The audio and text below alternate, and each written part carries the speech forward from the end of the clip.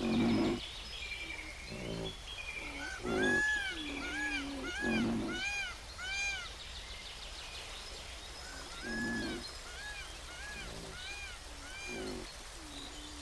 the media corner, we have with us Dr. Dipankar Saharia, expertise on biotechnology, natural resources, resource management, and rural development. Welcome to the media corner, sir. We have a couple of questions for you. The first question is: how can biotechnology play a role in balancing economic development with conservation efforts, particularly in the context of rural development and natural resource management?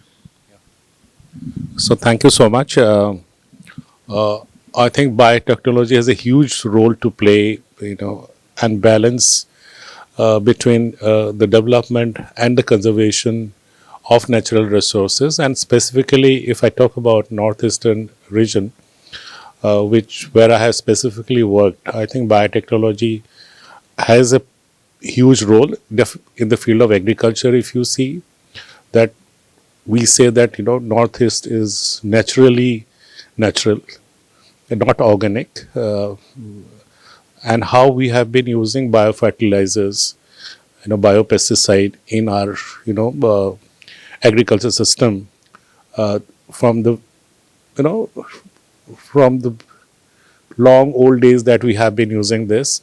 And now if you go and you see the production of the biofertilizers, it is only the biotechnological application tools that you can only make better biofertilizers or biopesticide in the field of sustainable agriculture. And for other technologies of bio is like the tissue culture. The planting quality of planting material is so important, and one of the major reasons for not having the right production is because of the quality that planting material that we don't have here. So tissue culture has been a very useful tool for production of large number of planting material in for the region, and we have supplied a huge, and especially if then you go for renewable energy, you talk about the biofuels. We worked on the biofuels from algae. We also can utilize the biomass, biofuels, biomass, biogas. So all these are biotechnological applications which has a great use in the rural development field, and a lot of entrepreneurship development can take place through biotechnological applications, especially if you see the mushroom cultivation, that itself is a fungi. Then you can see production of vermicompost in the community-based vermicompost. That can again be a business model.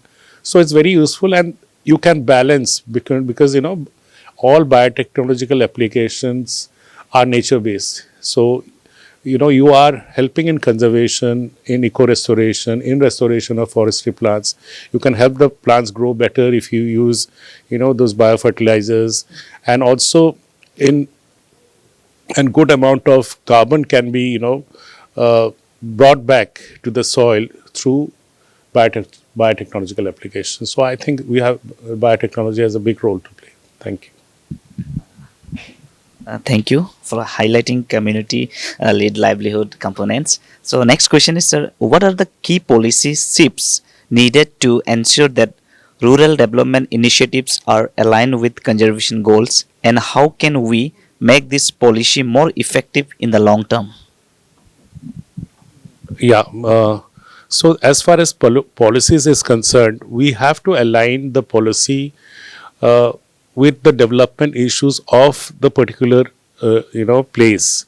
Especially if you talk about the region, we really have to align with what is the requirement of the community to the last person that in the hill or any other far nook and corner of the region. So the community has to align and have a sustainable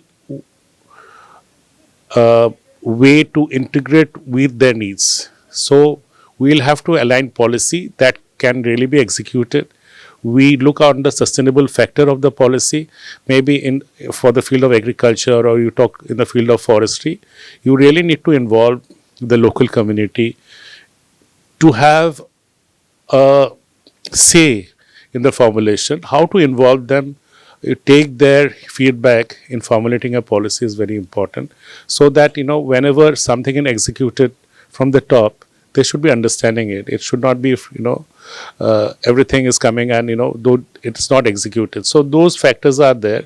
And also in any policy, we have to see that, what are the latest happening around the world. The technologies that have been brought in. We have a huge knowledge gap in the Northeast. So I think you require the technologies to come in from whatever is available and whatever is required. And also about, developing the capacity. Two things, the knowledge gap and technology that has to come in, involving the community in decision making and also in policy formulation. I think that will work well. And also it will be easy if you make a policy that is, discussed and all stakeholders are involved. I think both ways it will be executed well. I think that will be the way to align and, integrate the different communities' policies, and that will do well for the region. Thank you. Thank you for the valuable insights, sir. Thank you.